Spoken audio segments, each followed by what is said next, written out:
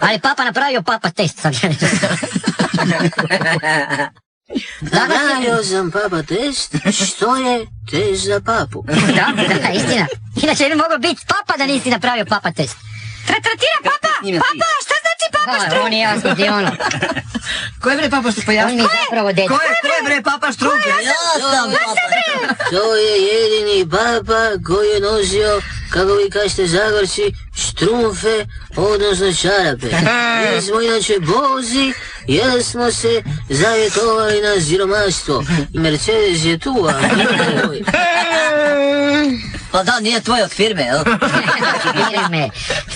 Ford Vatikan. Upravo smo sklopili jedan važan ugovor sa Hondom nastupate na formuli sljedeće godine. S Hrvatskom. sa jednom firmom koja se zove Capitol D.O.O. A domovina, dede? S njima još nisam to dogovarao ništa, ali rekao je Bozanić je rekao da će nas spojiti. Ja sam samo rekao, tvojih je 10%. 10%.